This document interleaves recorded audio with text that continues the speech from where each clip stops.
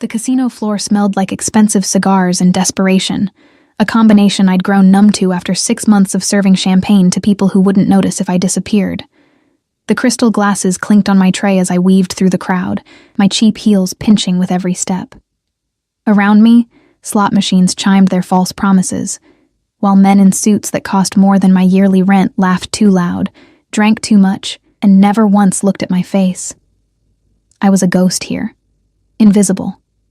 Exactly what I needed to be. The Venetian's high roller section glittered like a different world, all black marble and gold accents, where the real money changed hands behind velvet ropes. I wasn't supposed to enter that section. But Marcus, the floor manager, had called in sick, and someone needed to deliver the Dom Perignon to table 7. My hands trembled slightly as I balanced the tray. Not from the weight, from the constant awareness that burned at the back of my neck, the feeling I'd carried for 3 months now, the sensation of being hunted. I pushed through the heavy curtain separating the sections, and the atmosphere changed immediately. Quieter, more dangerous. The carpet here was so thick it swallowed sound. Only 4 tables occupied this space, each surrounded by men who looked like they ate danger for breakfast. Table 7 sat in the corner, shadowed and separate from the rest. I didn't look at the occupants as I approached. Had learned long ago that eye contact invited attention I couldn't afford. But I felt their presence like a physical weight. 3 men, maybe 4. The kind of stillness that preceded violence. "Your champagne, gentlemen," I murmured, setting the bottle down with practiced efficiency. My voice came out steadier than I felt. That's when I smelled it. Sandalwood and something darker, like smoke and forbidden promises. Different from the cloying cologne that saturated the rest of the casino. This was subtle, expensive, controlled. Leave it. The voice rolled over me like thunder before a storm, deep, accented with something European I couldn't place. Not a request. A command that expected obedience. I nodded, keeping my eyes down, and turned to leave. Wait. I froze. Every instinct screamed at me to run, but my feet had grown roots in that plush carpet. Look at me. Slowly, against every survival instinct I possessed, I raised my eyes. The man at the head of the table wasn't what I expected. Younger than his voice suggested, maybe late 30s, with dark hair swept back from a face that could have been carved from marble, sharp cheekbones, a jaw that could cut glass, and eyes so dark they looked black in the low light. He wore a 3-piece suit that probably cost more than my car, back when I'd had a car, tailored so perfectly it looked like a second skin. But it wasn't his appearance that stole my breath. It was the way everyone else at the table had gone absolutely still, like prey animals sensing a predator's interest had shifted. He studied me with the intensity of someone cataloging every detail. My faded uniform, my scuffed shoes, the slight bruise on my wrist I'd tried to cover with makeup. Those black eyes missed nothing. "What's your name?" he asked, his accent curling around the words like smoke. "Emma," I whispered, then immediately cursed myself. Never give your real name. That had been rule number 1. One corner of his mouth lifted, not quite a smile, but close. "Emma." He tasted my name like expensive wine. "You're new." It wasn't a question, but I answered anyway. 6 months. "Interesting." He leaned back in his chair, and I noticed for the first time the man standing behind him, massive, built like a brick wall, with a bulge under his jacket that could only be a weapon. "You may go, Emma." I didn't need to be told twice. I turned and walked, not ran, though everything in me wanted to, back through the curtain, my heart hammering so hard I could feel it in my throat. The rest of my shift passed in a blur. I kept my head down, delivered drinks, collected empty glasses, and tried to forget those dark eyes that had seen too much. But every time I entered the main floor, I felt that gaze tracking me, even though I never looked back toward table 7. At 2 a.m., I clocked out and changed in the employee locker room, pulling on my jeans and the oversized hoodie that hid my frame. The parking garage was 3 levels down, poorly lit and echoing with every footstep. I clutched my keys between my fingers, the only weapon I had. My studio apartment was 40 minutes away by bus, 40 minutes of looking over my shoulder, of jumping at shadows, of praying that tonight wasn't the night he found me.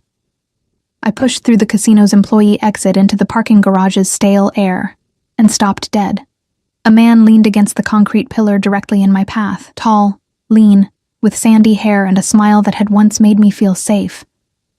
Now it just made me sick. "Hello, baby," Derek said, pushing off the pillar. "Miss me?" My blood turned to ice. 3 months. 3 months since I'd run. Since I'd changed my name, my hair, everything. 3 months of looking over my shoulder. And he'd found me. "Derek?" My voice came out steady, which surprised me. "You need to leave." He laughed, that familiar sound that used to make me laugh too, before I'd learned what his hands could do. "That's not very friendly, Emma. Or should I call you Sarah?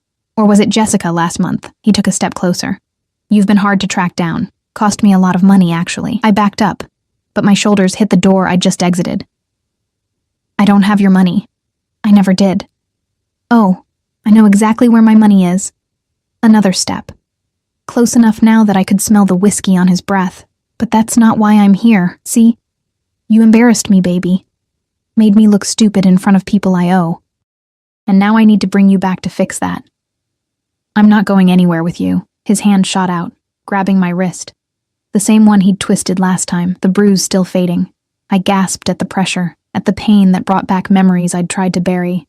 "You don't get to decide. Is there a problem here?" The voice came from behind Derek, and he spun around, dropping my wrist. 3 men had emerged from the shadows near a black Mercedes SUV I hadn't noticed before. The one who'd spoken stood in the center. The massive man from table 7, the one with the gun. But flanking him were 2 others equally imposing, all wearing dark suits and expressions that promised violence. And behind them, walking forward with the casual confidence of someone who owned everything he surveyed, was the man from table 7. He'd removed his jacket, his white shirt practically glowing in the garage's dim light. His sleeves were rolled up to his elbows, revealing forearms corded with muscle, and I noticed with a strange detachment what looked like the edge of a tattoo. "The lady appears uncomfortable," he said, those black eyes fixed on Derek with the intensity of a predator selecting its prey. Derek straightened, trying to match that confidence and failing spectacularly. "This is a private conversation, friend. Between me and my girlfriend." "I'm not..." I started, but the man from table 7 raised one hand slightly, silencing me without even looking my way. "I don't think I asked you a question," he said to Derek, his voice soft. Dangerously soft. "I made an observation. The lady appears uncomfortable." He took 1 step forward, just one. But Derek stumbled back like he'd been shoved. "So, let me ask you now. Is there a problem here?" Derek's bravado crumbled. I saw it happen in real time, the way he recognized something in this man that I'd only sensed. Real danger. Not the cowardly violence of hitting someone weaker, but the controlled lethality of someone who'd done worse and would do it again without losing sleep. "No problem," Derek muttered, "just leaving." "Smart man." The words dripped with contempt. Derek fled. Actually ran across the parking garage like the devil himself was chasing him, and maybe he was. Silence fell, broken only by the hum of fluorescent lights and my ragged breathing. The man from table 7 finally looked at me, and I saw something flicker in those dark eyes. Calculation, interest, something else I couldn't name. "Are you hurt?" he asked. I shook my head, not trusting my voice. He studied me for a long moment, then nodded to one of his men, who immediately produced a business card from thin air. "My name is Dominic Salvatore," he said, closing the distance between us with 2 measured steps, close enough that I could smell that sandalwood again, could see the flecks of gold in his otherwise black eyes. "If that man bothers you again, you call this number.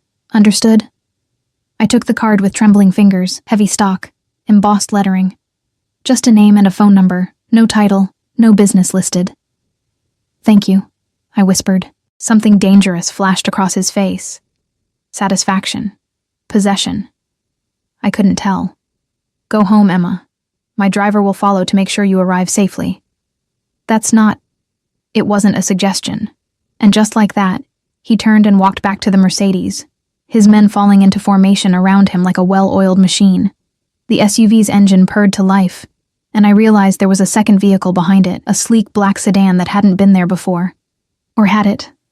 Had I been so focused on Derek that I'd missed an entire car? The sedan's back door opened, and a driver stepped out, another large man in a dark suit, gesturing toward the open door. My phone buzzed in my pocket, a text from an unknown number.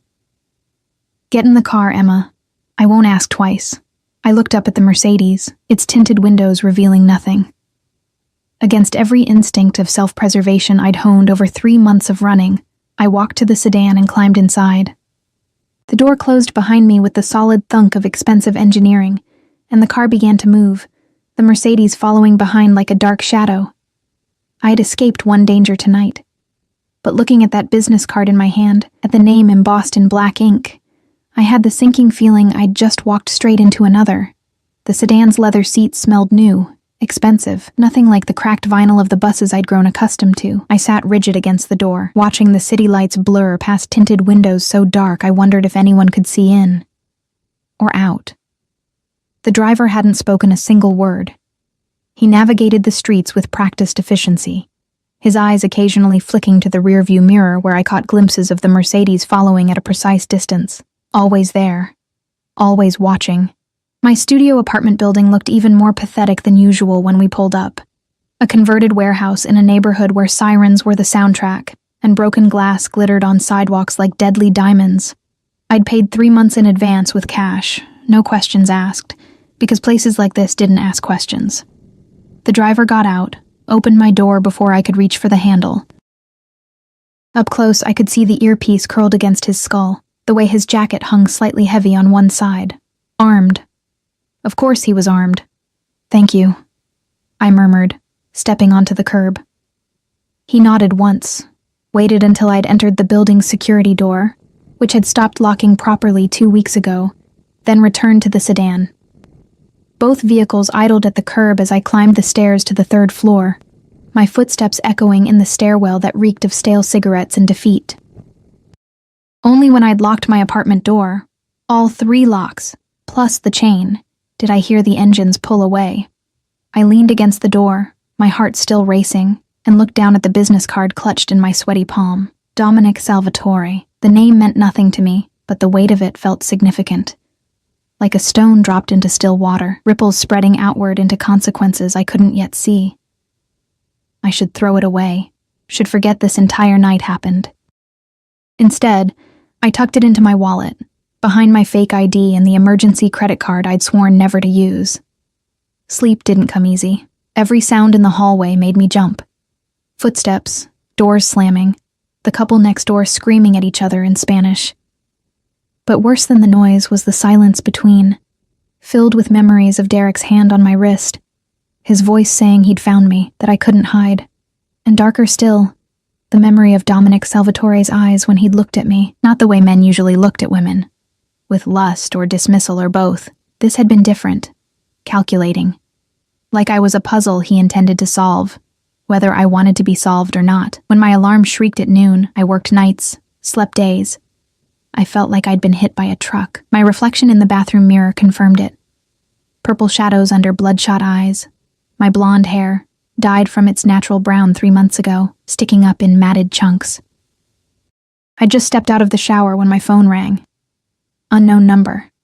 My hand hovered over the decline button. Nothing good came from unknown numbers, but something made me answer. "Hello?" "Ms. Emma." Not a question.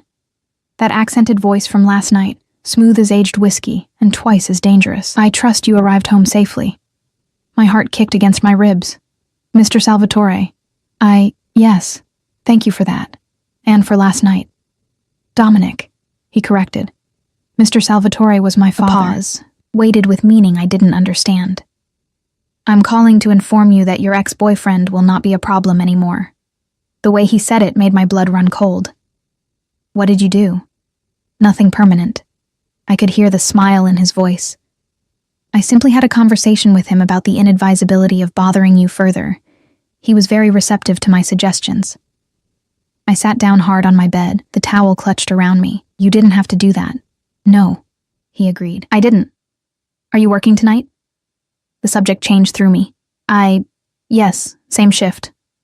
"Good, I'll see you there." "Wait, I don't..." The line went dead. I stared at my phone, a dozen emotions warring in my chest. Relief that Derek might actually leave me alone, fear of what Dominic had done to ensure it. And underneath both, a flutter of something that felt dangerously like anticipation. The casino felt different that night. Or maybe I felt different.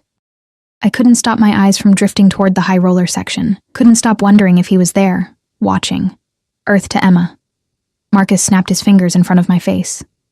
He'd recovered from his mysterious illness, looking smug and well-rested. Table 12 needs a refill. You planning to stand there all night? I grabbed the champagne bottle, forcing myself to focus. This job was all I had. I couldn't afford to lose it because some dangerous man had decided I was interesting. But at 11 p.m., when I pushed through the velvet curtain with a tray of drinks for table 7, my breath caught. Dominic sat in the same chair as last night. But tonight he was alone, no bodyguards visible, though I knew they had to be close. He wasn't playing cards, wasn't doing anything except sitting there, one hand wrapped around a glass of amber liquid, his dark eyes locked on the entrance. Locked on me. Your champagne, sir, I managed, setting the bucket down with hands that only shook slightly. I didn't order champagne, Emma. He said my name like a caress. I ordered you. My head snapped up. Excuse me? Sit. He gestured to the empty chair across from him. I'm working. Not anymore. I've purchased your time for the evening. He must have seen the panic on my face because he added, to talk. Nothing more. Unless you want more. The last 3 words hung in the air between us. Electric and dangerous. I could lose my job, I whispered. I own 40% of this casino. You won't lose your job. He leaned forward, and I caught that sandalwood scent again. Sit down, Emma, please. The please surprised me. Men like him, men with power rolling off them like heat, didn't say please. I sat, perching on the edge of the chair, ready to bolt. Up close, I could see details I'd missed last night. The thin scar cutting through his left eyebrow. The way his jaw tensed and released, like he was grinding his teeth. The tattoo that crept up from his collar. Something dark and intricate that disappeared beneath his shirt. Why? I asked. Why what? Why help me last night? Why this? I gestured between us. You don't know me. His smile was slow, predatory. I know more than you think. Emma Clark, formerly Sarah Mitchell, formerly Jessica Reeves. 26 years old, no family. Dropped out of college 3 years ago. Been running for 3 months from Derek Patterson. Small-time criminal with debts to people who don't forgive debts. Horror washed over me in a cold wave. How do you... I make it my business to know things, especially about people who interest me. He took a sip of his drink, never breaking eye contact. And you, Emma, interest me very much. I should have been terrified, should have run. But underneath the fear was a strange, sick thrill. Someone saw me. Really saw me. Not the ghost serving drinks, not the punching bag Derek had made me. But me. What do you want? My voice came out steadier than I felt. Honestly? He set down his glass, leaned back in his chair with the confidence of a king on a throne. I'm not entirely sure yet, but I know that watching some piece of trash put his hands on you made me want to do things that would have required my lawyers to work overtime. His eyes darkened. I don't like that feeling. I prefer control. And you think I'm what? A distraction? Perhaps. He tilted his head, studying me like I was a painting in a museum. Or perhaps you're something more interesting. Tell me, Emma, what were you running from? Really running from? The question hit too close to truths I'd buried. Derek. I told you. Derek Patterson is a coward who hits women and owes money to the Volkov organization. You could have handled him with a restraining order and a decent lawyer. He leaned forward again, and I fought the urge to lean back. But you didn't. You ran, changed your name, your hair, your entire life. That suggests you're running from something much bigger than an abusive boyfriend. My throat tightened. I don't know what you're talking about. Yes, you do. His voice dropped lower, intimate and inescapable, and eventually, you'll tell me. But not tonight. He stood in one fluid motion, buttoning his jacket. Tonight I'm going to have my driver take you home again. And tomorrow you're going to quit this job. What? No, you need safety, security, things I can provide. He pulled out his wallet, extracted a black credit card and set it on the table between us. There's no limit. Buy yourself a new apartment in a better neighborhood. New clothes, whatever you need. I stared at the card like it was a snake. I'm not a prostitute. His laugh was genuine, surprised. No, you're not. You're something much rarer, someone who's honest in a city built on lies. He pushed the card toward me. This isn't payment for services, Emma. This is an investment. In what? In keeping you close. He said it simply, like it was the most obvious thing in the world. I don't know why yet, but I need you where I can see you, where I can protect you. I don't need protection. Derek would disagree. So would the 3 Volkov enforcers who were asking about you at the Blue Diamond Club last week. My blood froze. The Volkovs. Derek owed the Volkovs, Russian mob, the kind of people who didn't just hurt you. They erased you. Dominic watched my face, saw the fear, and nodded with grim satisfaction. Exactly. So you have 2 choices, Emma. You can keep running, keep hiding, and hope they don't find you before your luck runs out. He picked up the credit card, held it out to me. Or you can accept my protection. Let me handle the Volkovs, Derek, and anyone else who thinks they can touch what's mine. I'm not yours. Not yet. The certainty in those 2 words made my stomach flip. But you will be. I should have thrown the card in his face. Should have told him to go to hell. Instead, I took it. His smile was triumph and possession wrapped in satisfaction. Good girl. My driver is waiting downstairs. Go home, Emma. Pack your things. Tomorrow, someone will come to help you find a new place. He turned to leave, then paused. Oh, and Emma? Don't run. I'm much better at hunting than Derek ever was. It wasn't a threat. It was a promise. I sat alone at table 7 for a long moment, the credit card heavy in my hand, my heart hammering a rhythm that felt dangerously like surrender. When I finally stood and walked through the casino, I felt his eyes on me the entire way, invisible but omnipresent. I'd escaped Derek's cage only to walk willingly into another one. But this cage, I realized as the driver opened the sedan door, came with protection I desperately needed. The question was, what would Dominic Salvatore expect in return?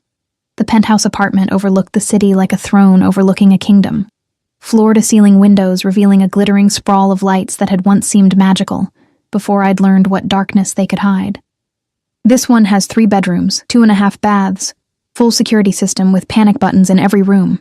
The real estate agent, Sophia, mid-40s, designer suit, cold efficiency, gestured around the space like she was presenting a prize. Mr. Salvatore specifically requested top-floor units with controlled access. I walked to the window, my reflection ghostly against the nighttime cityscape. 4 days had passed since Dominic had given me that credit card. 4 days of whiplash-inducing changes that left me dizzy and disoriented. The morning after our conversation, a woman named Marie had arrived at my studio apartment. Elegant, French, with eyes that assessed and cataloged everything. She'd taken one look at my meager possessions and declared we were starting from scratch. The shopping trip that followed had been surreal. Boutiques where assistants appeared with champagne and deference, where price tags didn't exist and everything I hesitated over, Marie simply purchased. You must look the part, she'd said in her lilting accent. If you are to be under Mr. Salvatore's protection, you represent him. Appearance matters. I hadn't asked what part I was supposed to be playing. Now, standing in an apartment that cost more per month than I'd made in a year at the casino, I felt like an actress who'd wandered onto the wrong set. I'll take it, I heard myself say. Sophia's smile was professional, but knowing. She'd seen this before, young women being installed in expensive apartments by powerful men. The nature of the arrangement didn't concern her. Only the commission did. The paperwork took an hour. Dominic's name appeared nowhere on the lease. It was all handled through a property management company that apparently owned half the luxury buildings in the city. But when Sophia handed me the keys, she said, Mr. Salvatore has requested that you call him once you're settled. Of course he had. I moved in that afternoon, which took all of 15 minutes since I owned almost nothing. The furniture had been pre-selected. Modern, expensive, impersonal. Like a hotel room designed by someone with unlimited budget and no soul. By sunset, I was standing in my new kitchen, surrounded by marble countertops and appliances I didn't know how to use. Feeling more lost than I had in the studio apartment with its broken heater and suspicious stains, my phone rang. Unknown number that I now recognized. Hello, Dominic. You took the apartment. Satisfaction colored his voice. Good. How do you feel? Like I'm living someone else's life. You are. The old Emma would still be serving drinks and looking over her shoulder. This Emma is safe. A pause. Have you eaten? No.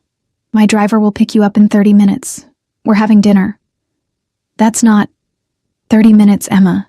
Wear the black dress Marie purchased, the one with the high neck. He hung up before I could argue. I stood there.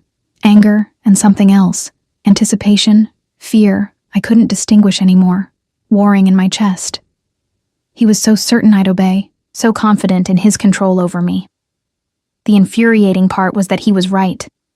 29 minutes later, I stepped out of my building in the black dress that fit like it had been made for me. Probably because it had been.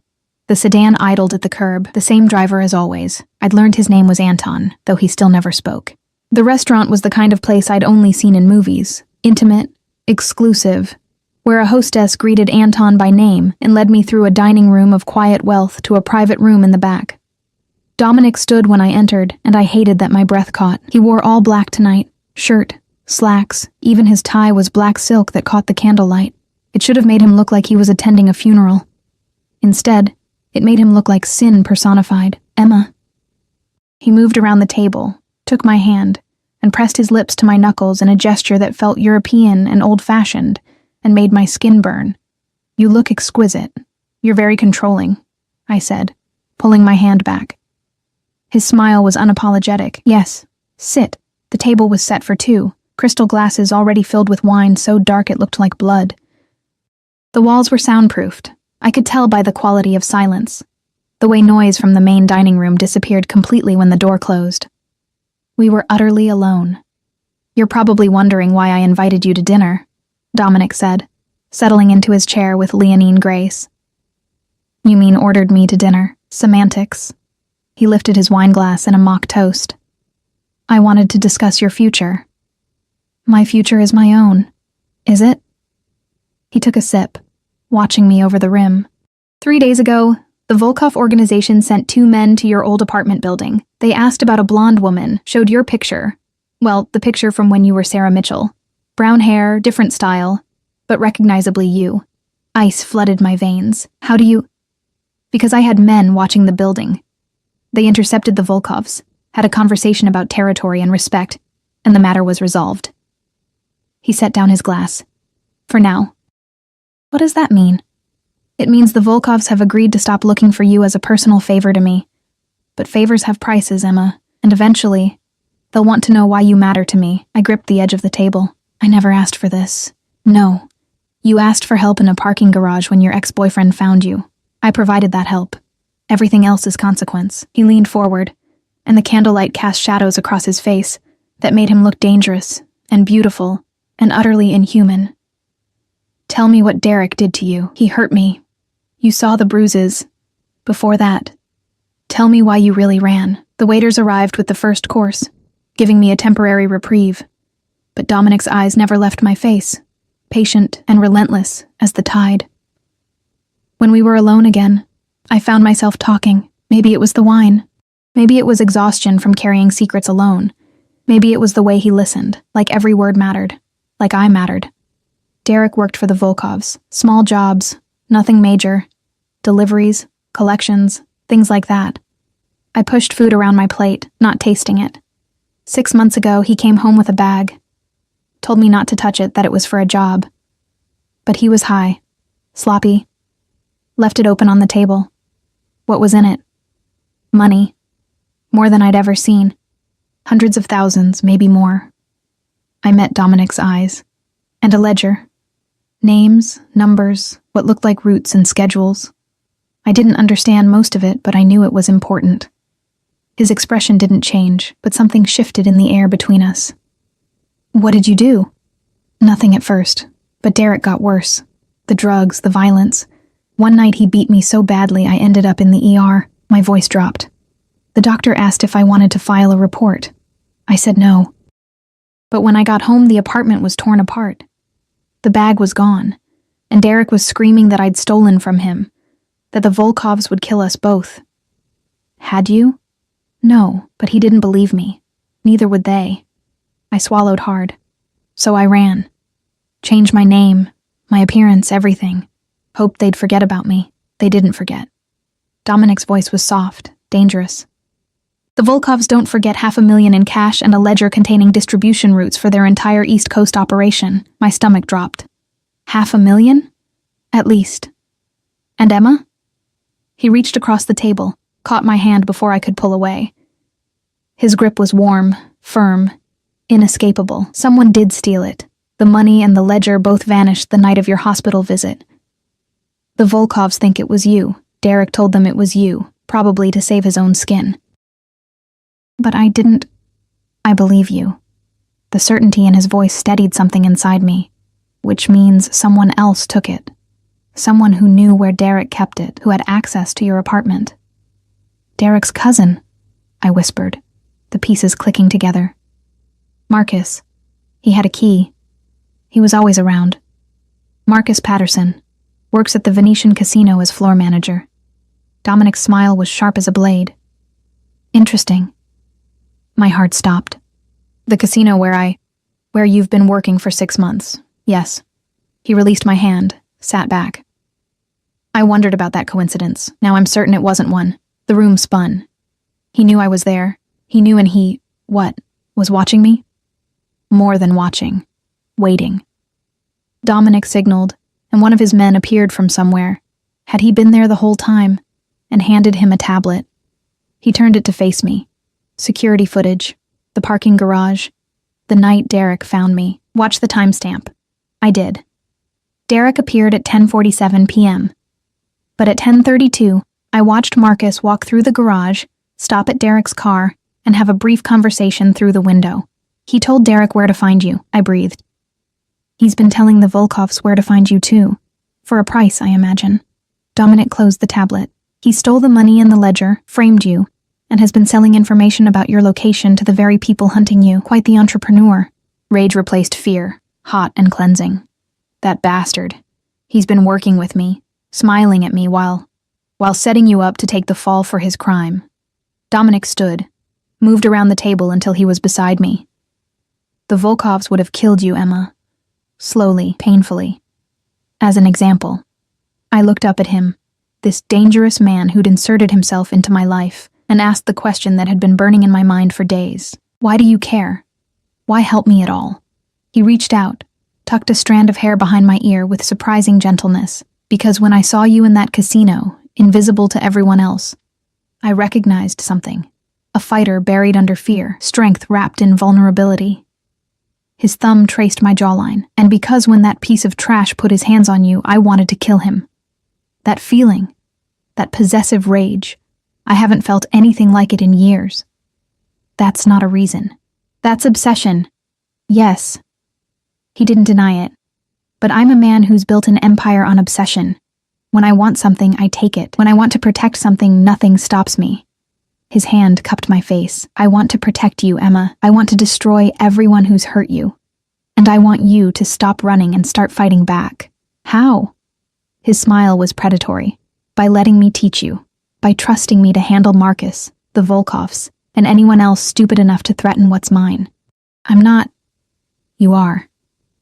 He said it with such conviction that arguing felt pointless. You became mine the moment I decided you were. The only question is whether you'll accept it. I should have been terrified, should have recognized the red flags, the possessiveness, the control.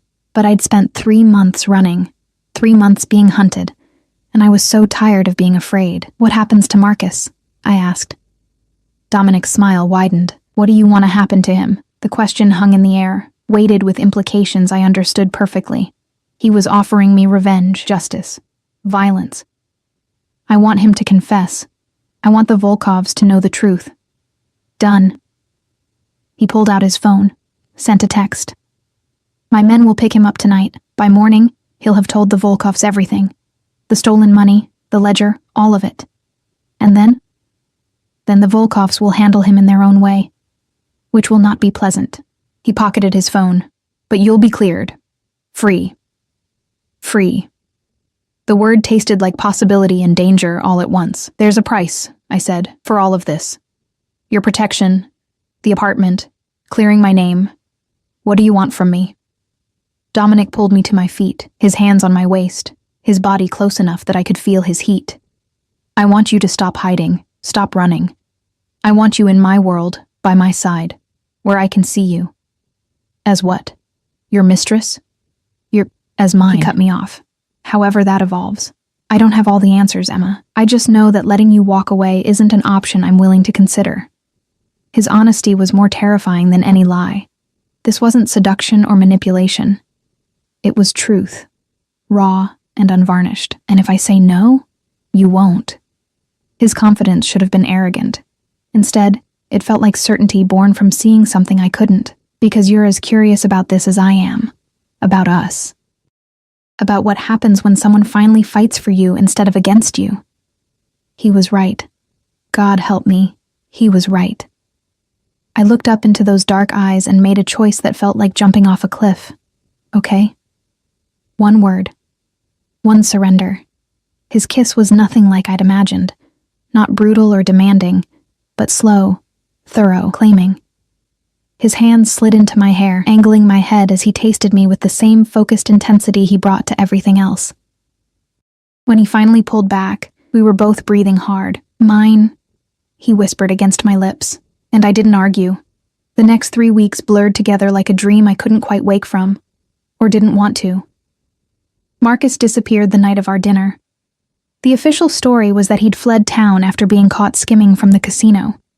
The unofficial story, whispered in the break rooms and back rooms where real information flowed, was that the Volkovs had him, that they'd made him confess to everything, before making him disappear in a way that ensured he'd never be found. I should have felt guilty, should have lost sleep over the role I'd played in his fate. I didn't. The ledger and money mysteriously reappeared in a Volkov warehouse, delivered with an anonymous note detailing Marcus's theft and deception. Within 48 hours, the hunt for me ended. The price on my head evaporated like morning fog. I was free, except I wasn't. Not really. Dominic had been right about one thing. I'd stopped running. But I'd traded one form of captivity for another, gilded though it was. He called every morning at 8, sometimes to ask what I'd eaten for breakfast, sometimes just to hear my voice. His driver picked me up 3 evenings a week for dinners at exclusive restaurants where we were always seated in private rooms, always surrounded by the invisible presence of his security. I learned things about him in fragments, pieces of a puzzle he revealed slowly.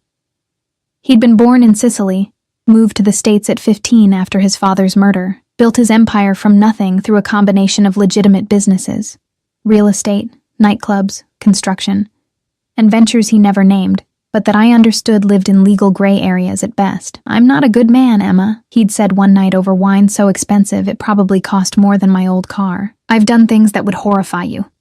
Hurt people who deserved it and some who probably didn't. But I have a code. Family is sacred. Loyalty is rewarded. Betrayal is punished. And which am I?" I'd asked. His smile had been slow, possessive. "Your family. Whether you've accepted it yet or not." The way he looked at me, like I was something precious and dangerous all at once, should have sent me running. Instead, it made me lean closer. I was falling for a man who probably had blood on his hands, who controlled me with the same casual confidence he controlled everything else in his world, who'd inserted himself into every corner of my life until I couldn't remember what freedom had felt like. And the terrifying part was that I didn't want to remember. The morning everything changed started ordinarily enough. I woke in my penthouse, our penthouse, though Dominic maintained his own residence, a brownstone in the historic district he'd never invited me to, and found a dress box on my doorstep. Inside was a gown that looked like liquid sapphire, with a note in Dominic's sharp handwriting. "Tonight, be ready at 7. My phone rang before I could process. "Did you get it?" His voice was warm, intimate, like he was lying beside me instead of wherever he actually was. "The dress?" "Yes. It's beautiful." "What's the occasion?" "A gala. Charity fundraiser for the Children's Hospital. Very tedious, very necessary for maintaining appearances." A pause. "I want you there. With me. Publicly." My heart stuttered. 3 weeks of private dinners, of existing in the shadows of his world. Now he wanted me in the light. "Dominic. People will talk. They'll assume." "Let them assume." Steel underlay the warmth. I'm tired of hiding you, Emma. I want everyone to see you on my arm. I want them to know you're under my protection. You mean you want to mark your territory? Yes. No apology. No shame. Is that a problem? It should have been. But the possessiveness that would have terrified me with Derek felt different with Dominic. He was possessive, yes. But he was also protective, attentive. He'd ended threats to my safety, given me security I'd never known, and asked for nothing except my presence. Well, almost nothing. We hadn't slept together, despite the heat that simmered between us.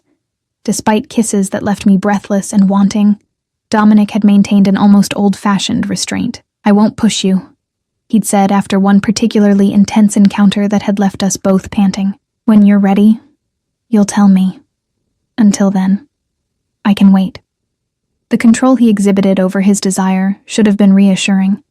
Instead, it made me want him more. No, I heard myself say. It's not a problem. I'll be ready at 7. His satisfaction resonated through the phone. Good. Marie will come at 4 to help you prepare. Of course she would. The gala was held at the Grandview Hotel's ballroom, all crystal chandeliers and marble columns, where people in designer gowns and tuxedos moved like schools of exotic fish. Old money rubbed shoulders with new money, while waiters circulated with champagne and canapes that cost more than most people's weekly groceries. I felt like an imposter in my sapphire gown, despite Marie's assurances that I looked perfect. Then Dominic arrived. He moved through the crowd like a shark through water. People parting instinctively, conversations pausing, eyes tracking his progress. His tuxedo was tailored to perfection. His hair swept back. And when his eyes found me across the room, everything else ceased to exist. Bellissima, he murmured when he reached me, taking my hand and bringing it to his lips. You outshine every woman here. You're biased. I'm honest. He tucked my hand into the crook of his arm. Come. There are people you should meet. The next hour was a masterclass in power dynamics. Dominic introduced me to mayor's aides, business moguls, society matrons who smiled with their mouths, while their eyes calculated my worth. To each, he presented me the same way. This is Emma. She's with me. Simple, direct. A statement that brooked no questions. I watched how people reacted. The immediate deference, the careful politeness, the way they treated me with respect that had nothing to do with who I was, and everything to do with whose arm I held. They're afraid of you, I whispered during a lull. Good. Dominic's hand settled at the small of my back, possessive and warm. Fear breeds respect. Respect ensures cooperation. That's a lonely way to live. His eyes found mine, something vulnerable flickering in their depths. It was. Before you. Before I could respond, a woman's voice cut through the crowd like a blade. Dominic, how unexpected to see you here. We turned. The woman approaching was stunning, tall, willowy, with raven hair, and features so perfect they looked sculpted. Her red gown clung to her curves like sin, and she moved with the confidence of someone who'd never been told no. But it was the way Dominic's entire body tensed that made my stomach drop. Isabella. His voice was ice. I thought you were in Milan. I was. Business brought me back. Her eyes slid to me, assessing and dismissing in one glance. Who's your little friend? The condescension in little made my jaw clench. Emma Clark, I said, before Dominic could answer. And you are? Her smile was serpentine. Isabella Russo, Dominic's fiancée. The world tilted. Ex-fiancée, Dominic corrected, his voice dangerously soft. We haven't been engaged for 2 years, Isabella. Don't embarrass yourself. Details. She waved a manicured hand. Our families have been allied for generations, darling. A temporary separation doesn't change that. Her eyes returned to me, sharpening. Though I see you've been amusing yourself with... what exactly? A cocktail waitress? How charmingly democratic of you. Heat flooded my face. She'd done her research. Of course she had. Dominic's hand tightened on my waist. Watch your tone, Isabella. Emma is under my protection. Disrespecting her disrespects me. Your protection. Isabella laughed, the sound brittle. Is that what you're calling it? How long before she joins the parade of others who've warmed your bed and then been discarded? That's enough. Dominic's voice could have cut glass. But the damage was done. The seed of doubt had been planted, and from the satisfaction in Isabella's eyes, she knew it. "Excuse me," I murmured, pulling away from Dominic's grip. "I need some air. Emma." I didn't wait to hear the rest. I moved through the crowd blindly, pushing through French doors onto a terrace that overlooked the city. The cool night air hit my overheated skin like a slap. "How many others?" Isabella's words echoed. "How long before she's discarded?" I'd been so focused on running from my past that I hadn't stopped to question Dominic's, hadn't asked about the parade of women who must have existed before me. Men who looked like him, who wielded power like him, didn't stay alone. "She's lying." I jumped. Dominic had followed me out, silent as a shadow. "Is she?" I turned to face him. "Have there been others?" "Yes." He didn't lie. I appreciated that, even as it hurt. "I'm 38 years old, Emma. Of course there have been others, but none of them were you. That's not an answer. It's the only answer that matters." He moved closer, and I held my ground. "Isabella and I were engaged 3 years ago. An arrangement between families meant to strengthen alliances. I broke it off because I couldn't stomach the idea of marrying someone I didn't love, who didn't love me. She's been bitter about it ever since." "And the others? The parade she mentioned?" His jaw tightened. Brief, meaningless, transactions disguised as relationships. He reached for me, and this time I didn't pull away. "You're not a transaction, Emma. You're not a distraction or an amusement. You're..." "What?" I challenged. "What am I to you, Dominic? Really? Because 3 weeks ago, I was nobody. A cocktail waitress running from her past. Now I'm in a penthouse, wearing designer gowns, being paraded in front of high society like someone who belongs here," he interrupted. "Like someone who belongs with me." "Why?" The question burst out. "Why me? You could have anyone. Women like Isabella, who understand your world, who come from your world. Why choose a broken cocktail waitress you met by chance?" "It wasn't chance." His hands cupped my face, forcing me to meet his eyes. "I saw you 3 months before that night in the parking garage. You were serving drinks in the main casino and someone spilled champagne on you. The customer was drunk, aggressive, but you handled it with grace. Smiled even though I could see it was killing you inside. And I thought, there's someone who's been beaten down but refuses to stay down." My breath caught. 3 months? "I had you moved to the high roller section, made sure you worked the nights I visited, watched you." A ghost of a smile. "I know it sounds obsessive. It is obsessive. But from that first moment I knew I wanted you. Wanted to know you. Wanted to take every burden off your shoulders and make them mine to carry." "That's insane." "Yes." He said it simply, truthfully. "I'm obsessed with you, Emma. Possessive. Probably unhealthily so, but I'm honest about it. I won't lie and say what I feel is reasonable or normal. It's not. It's consuming." His honesty stripped away my defenses. How could I argue with someone who admitted his obsession so openly? "Isabella is right about one thing," I whispered. "I don't belong in your world. Then I'll change my world." He said it with such conviction that I almost believed him. "I don't care about society's approval or my family's expectations. I care about you. Only you." "Dominic, tell me you don't feel it too." His forehead pressed against mine. "Tell me these 3 weeks have meant nothing. That you don't think about me every morning when I call, every night when my driver brings you home. Tell me you don't want this as much as I do." I couldn't, because it would be a lie. "I'm terrified," I admitted, "of you, of this, of how much I want something that feels too good to be real." "It's real." His lips brushed mine, featherlight. "I'm real. This is real.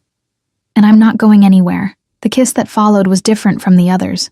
Deeper, more desperate, full of promises and possession. When we finally broke apart, we were both shaking. "Take me home," I whispered. His eyes darkened with understanding. "Emma, not to talk, not to be careful." I met his gaze steadily. "Take me home, Dominic. I'm done running. From my past, from this, from you." For a moment, he just looked at me. Then he pulled out his phone, sent a text, and took my hand. Anton is bringing the car around. We didn't speak during the drive to our penthouse. Didn't need to. The air between us crackled with electricity, with 3 weeks of restrained desire finally given permission to ignite. In the elevator, he pinned me against the wall, kissing me with a hunger that made my knees weak. By the time we reached my floor, my lipstick was smudged and his control was hanging by a thread. The apartment door closed behind us, and then there was nothing but him. His hands, his mouth, his body against mine. We shed clothes like armor, leaving a trail from the entryway to the bedroom. When he laid me on the bed, his eyes roamed over me with such reverence that I felt beautiful for the first time in my life. Mine, he whispered, and I didn't argue. Yours, I agreed, and then there were no more words, only sensation, connection, 2 broken people finding wholeness in each other.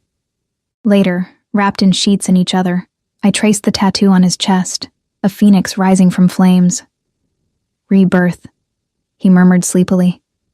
After my father died, after I came here, a reminder that we can rise from our ashes. I pressed a kiss to the intricate design. We're both rising then. His arms tightened around me, together. For the first time in 3 months, maybe longer, I felt safe. Truly safe. I should have known it wouldn't last. I woke to sunlight streaming through floor-to-ceiling windows and the unfamiliar weight of an arm draped across my waist. For a moment, disoriented, I forgot where I was. Then, memory crashed back. Last night, Dominic, everything. And heat flooded my face.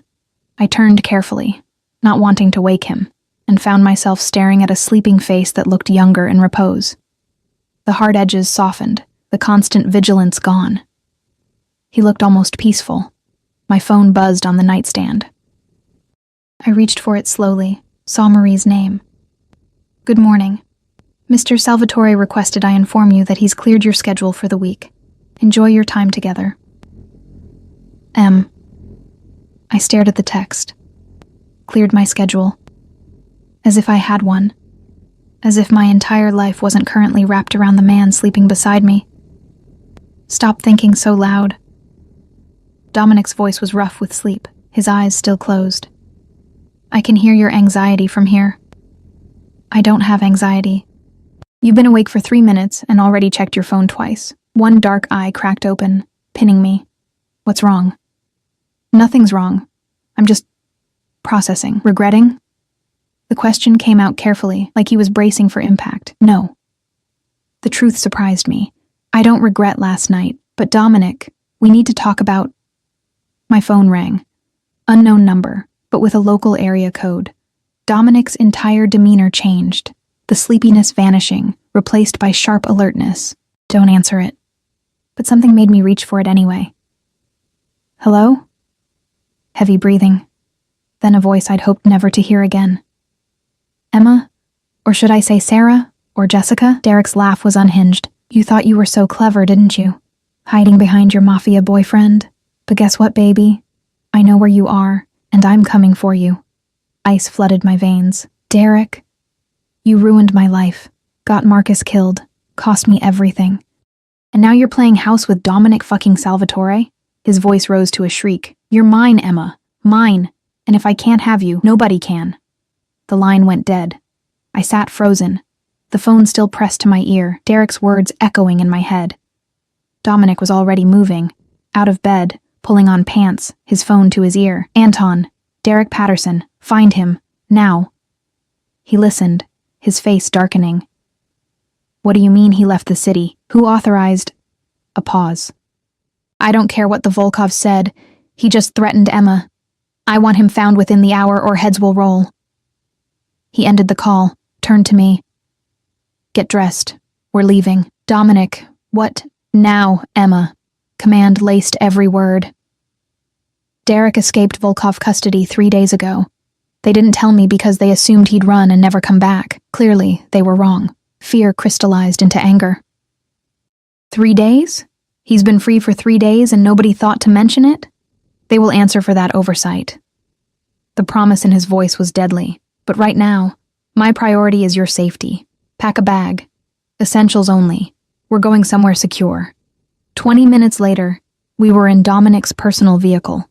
Not the sedan, but a black Range Rover with bulletproof glass and armor plating I could feel in the weight of the doors. Anton drove while another guard I didn't recognize sat in the passenger seat, both men bristling with weapons they didn't bother to hide. "Where are we going?" I asked as the city blurred past. "My home. The brownstone." Dominic's hand found mine, squeezed. "It's a fortress. Derek won't get within a block of it. You said you'd handle him. You said..." "I will." His voice was ice over fury. "The Volkovs fucked up. They let him escape, didn't inform me. That breach of our agreement will have consequences. But first, I need you safe." The brownstone was in the historic district, a 4-story building that looked elegant and unassuming from the outside. But as we approached, I noticed the cameras, the reinforced gates, the way the neighboring buildings seemed to house men who watched our arrival with professional interest. Inside was another world, old-world elegance mixed with modern security. Marble floors, antique furniture, and artwork that probably belonged in museums. But also steel doors, panic rooms, and technology that monitored every entrance. "Master bedroom is on the 3rd floor," Dominic said, guiding me upstairs. "You'll stay there. Don't leave this building without me or a minimum of 3 guards. Understood?" "Dominic, this is insane. Derek is one unstable ex-boyfriend, not an army. Derek is an unstable man with nothing to lose and a vendetta against you." He cupped my face, forced me to meet his eyes. "I've seen what desperate men do, Emma. I won't risk you. Not ever." The fear in his eyes, real fear, maybe the first time I'd seen it, silenced my protests. The rest of the day passed in tense waiting. Dominic made calls in his study. I could hear his voice rising, the fury barely contained as he tore into the Volkovs for their incompetence. Guards came and went, reporting in hushed tones. By evening, there was still no sign of Derek. "He's toying with us," I said from where I sat curled on Dominic's leather couch, watching the sun set over the city. "Making us wait. Making me afraid. He's succeeding." Dominic poured himself a scotch, his 3rd in an hour. But his window is closing. Every hour that passes, more of my men flood the streets. Every contact I have is looking for him. He can't hide forever. Unless he doesn't want to hide. The thought crystallized as I spoke it. Unless he wants to be found. Wants the confrontation. Dominic went very still. "What are you suggesting?" "I'm suggesting we stop waiting for him to come to us. We draw him out. Use me as bait." "Absolutely not." "Dominic." "No." He slammed his glass down hard enough that I flinched. "I won't use you as bait. I won't put you in danger. That's final." "I'm already in danger." I stood, anger overriding fear. He knows where I live. He has my number. He's out there somewhere, watching, planning. At least this way, we control when and where, and if something goes wrong, if he gets to you before my men can stop him. Dominic crossed to me, gripped my shoulders. "I can't. I won't lose you." The raw emotion in his voice made my chest tight. "You won't. But we can't live like this. I can't live like this. Hiding. Waiting. Constantly afraid. I didn't escape Derek just to let him control my life from the shadows." We stared at each other, wills clashing. Finally, Dominic exhaled sharply. "If we do this, and I mean if, it's on my terms, my location, my men surrounding you at all times, and at the first sign of danger, you run. You don't try to be brave, you don't try to fight, you run and let my men handle it." "Agreed." He studied my face, searching for doubt. Finding none, he pulled out his phone. "Anton, set up a meeting. Tomorrow night, the warehouse on 5th, and get me 20 men. No, 30. I want that entire block locked down." The next 24 hours crawled by. Dominic briefed his men, planned exit routes, went over contingencies until my head spun. By the time sunset approached the following day, I was wound so tight I thought I might snap. Marie had brought clothes, a simple dress, flats I could run in if needed, no jewelry, nothing that could be grabbed or used against me. "You don't have to do this," Dominic said for the 100th time as we drove toward the warehouse district. "Yes, I do." The warehouse was exactly what I'd expected. Abandoned, industrial, surrounded by empty buildings that provided perfect sight lines for Dominic's men. I could see them positioned on rooftops, in doorways, everywhere. An army. Just for me. We waited in the center of the main floor, surrounded by concrete and shadows. Dominic stayed close, his hand on the small of my back, radiating barely controlled tension.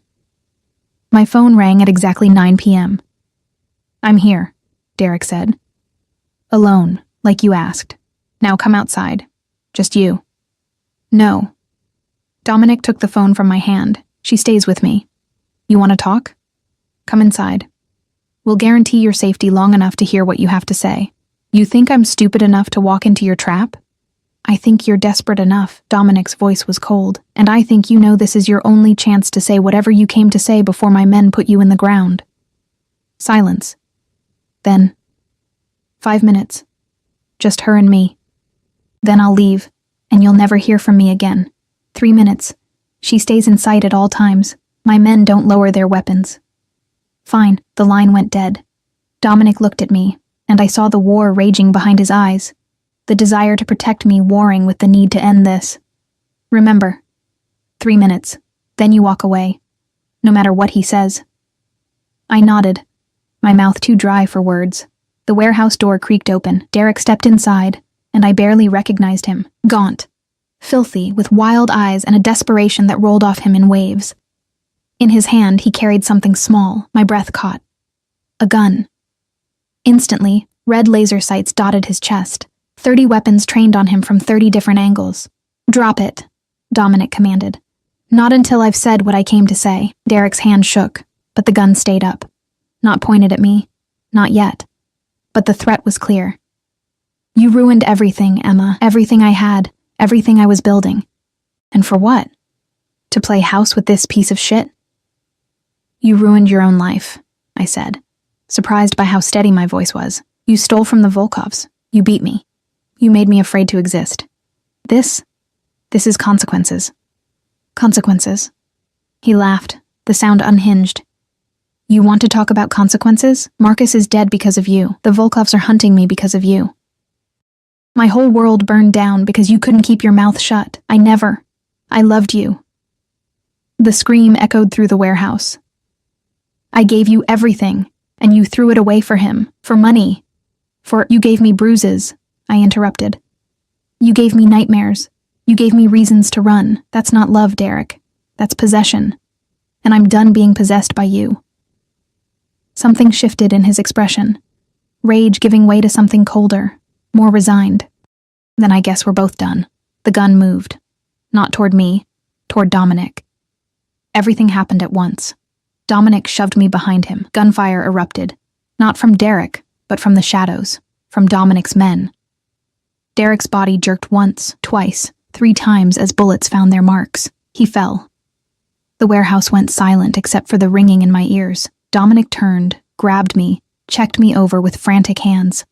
"Are you hurt? Emma, are you—" "I'm fine."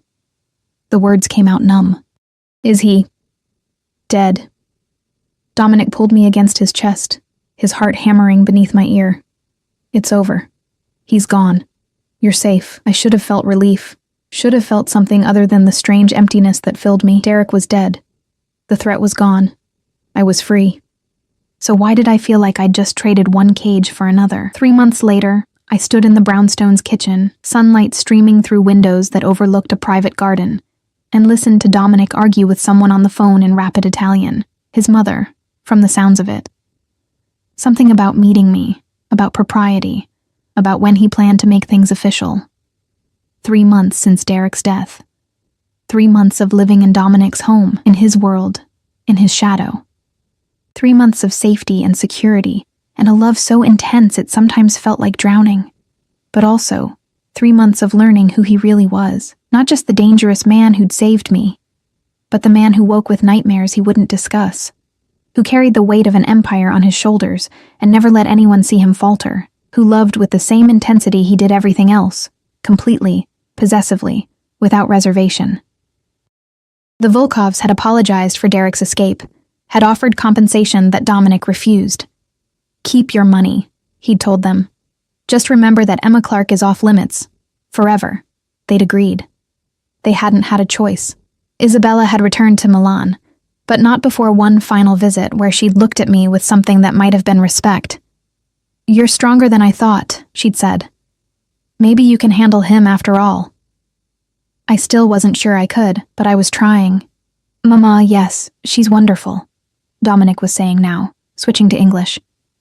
"Yes, I'm serious. No, I'm not rushing into anything." He paused, listened, then laughed. "Fine. Christmas. You can meet her at Christmas. Ti amo." He ended the call, turned to find me watching from the doorway. "Your mother wants to meet me. My mother wants to know when I'm making an honest woman of you." He crossed to me, pulled me into his arms. I told her we're taking our time, that we've both earned the right to figure this out at our own pace. And what did she say? That I'm an idiot if I let you get away. He kissed my forehead. She's not wrong. I looked up at him. This complicated, dangerous, devoted man who'd turned my life upside down. "I'm not going anywhere. Promise?" "Promise." And I meant it. The nightmares still came sometimes.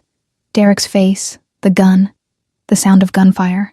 But now when I woke gasping, Dominic was there, solid and real, anchoring me to the present. I'd stopped running, stopped hiding. I had a new name now. Not Emma Clark, not Sarah Mitchell, but just Emma Salvatore in the whispers that followed us through high society. We weren't married, weren't even engaged. But in every way that mattered, I was his and he was mine. "What are you thinking?" he asked, tilting my chin up to meet his eyes. That 3 months ago I was a cocktail waitress being hunted by my ex-boyfriend and the Russian mob. And now I'm standing in a multi-million-dollar brownstone, being kissed by a man who literally killed for me. Would you change it? The question was serious, vulnerable. If you could go back knowing everything, would you change it? I thought about it, really thought about it, about the fear, the violence, the way Dominic had inserted himself into my life with the subtlety of a hurricane, about the control he exerted, the possessiveness, the way he'd made me his without asking permission. I thought about who I'd been, broken, running, afraid to exist, and who I was now, stronger, protected, loved with an intensity that still took my breath away. "No," I said finally. "I wouldn't change a thing." His smile was brilliant, boyish, everything his dangerous reputation wasn't. "Good, because I have something for you." He pulled a small box from his pocket. Not a ring box. Longer, flatter. Inside was a key. Platinum, engraved with words in Italian. "What does it say?" I asked. "La mia casa è la tua casa." My home is your home. He took the key, pressed it into my palm. "This isn't a proposal, Emma. I won't rush you into something you're not ready for. But this is a promise. Everything I have, everything I am, it's yours. For as long as you want it." Tears pricked my eyes. "Dominic, you saved me too, you know." His voice was going through the motions, building an empire with no one to share it with. Then I saw you, invisible to everyone else but glowing like a fucking star to me. And I knew. I knew you were going to change everything. I didn't do anything. You existed. He said it simply. You survived. You fought back when you had every reason to give up. You're the strongest person I know, Emma. And I'm honored that you chose to stop running with me. I stood on my toes, kissed him with everything I had. Gratitude, love, promise. When we broke apart, we were both smiling. "So," I said, fingering the key, "does this mean I can finally rearrange your terrible furniture?" His laugh echoed through the kitchen, warm and alive. "You can burn it all if you want, as long as you stay. Deal." We stood there in the sunlight, two broken people who'd found wholeness in each other, and I realized something. Freedom wasn't about running. It wasn't about hiding or changing your name or staying invisible. Freedom was choosing who you gave yourself to, who you trusted with your scars and your secrets and your heart. I'd chosen Dominic, and terrifying, complicated, possessive as he was, he'd chosen me right back. That was enough. That was everything. Outside, the city sprawled, full of danger and possibility and shadows that no longer held power over me. Because I wasn't running anymore, I was home.